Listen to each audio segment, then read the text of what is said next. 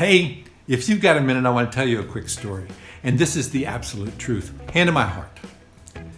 In 1979, as a 27-year-old hotshot journalist, at least I thought I was, I got a job at the flagship newspaper for Gannett Company. Gannett was the largest newspaper company in the United States, and soon one of the biggest in the world.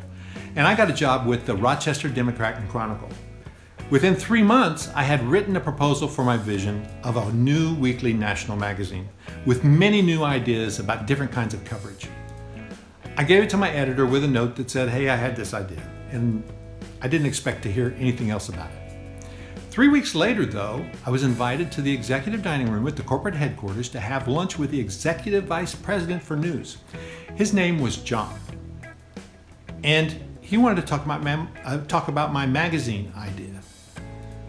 John said, your ideas fit in with something we've been kicking around, but as a daily newspaper, tell me more about what you've imagined here. So remember, this was 1979, early 1979. And in 1982, USA Today was born. And it incorporated many of the ideas contained in my proposal. Now, don't get me wrong. USA Today did not happen because of my magazine proposal. I'm not saying that. But I learned that day the value of strategy sessions. John was very smart. He knew that someone with a different set of eyes and experiences, when they came along, it's time to listen. And he was 30 years older than me, but it didn't bother him that good ideas could come from a 27-year-old, cocky, wet behind the ears newspaper geek. He just wanted to hear the ideas. Even though he didn't know me, based on my proposal, he thought I could bring something to the table, and that I did.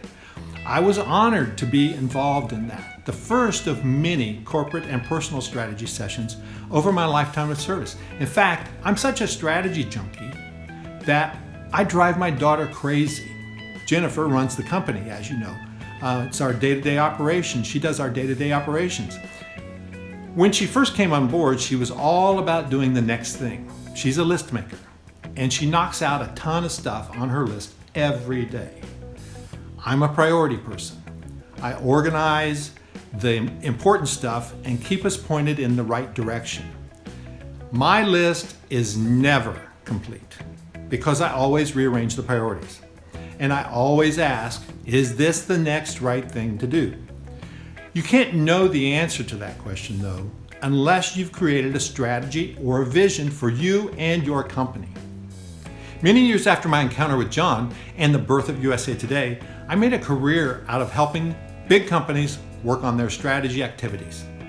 And along the way, I was able to help some young executives create their personal vision for their careers. For example, one of the people I worked with when I was a consultant kept me around for 12 years as she climbed the corporate ladder to become a VP of a Fortune 10 company that resulted in millions of dollars for her personally and for the company. The CIO of that company asked her why she kept that white-haired guy around all the time. And she said, I just feel better knowing he's in the building. So what did that mean? I wanted to know. I spent a lot of time in her office talking about her career and her place in the company and improving her value to the company.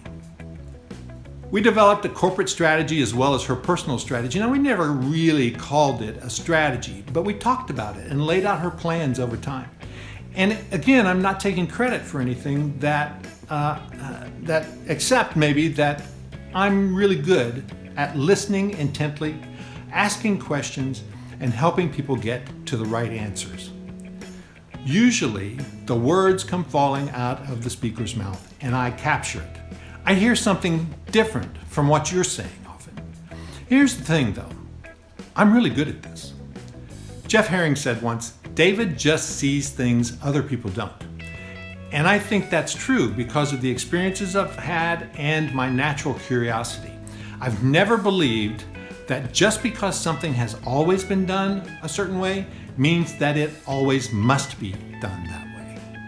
One of the things I love to do is work with people on creating their vision, helping them hone in on the one thing that will make the most money in the least amount of time while yielding the most leisure time. That's the goal for everyone, right? And certainly yours too, I hope. Sometimes, instead of a year-long 10K personal coaching program, by the way, we do have those if you're interested, all we need is a simple conversation to make huge progress. And I suggest everyone start with that simple conversation. It takes about 90 minutes of uncluttered and dedicated, focused attention to be successful. I build a mind map as we talk so I can capture and rearrange some things I've heard you say to help you and me and to see what's most important. And then we dig a little deeper to get to the biggest goal. How to get there fast and what's holding you back. Now this is a lot of work because it can be pretty intense if done well. And I've done this with beginners and with people who are already very successful. And the process is the same. The problems and solutions are different, but the process is the same. So what about you? Are you pointed in the right direction? Can you see the next right thing to do? And more importantly, are you willing to discard the stuff that gets in the way? If so, let's talk about it. All you have to do is click the button below, register for a 90-minute session, and set the appointment.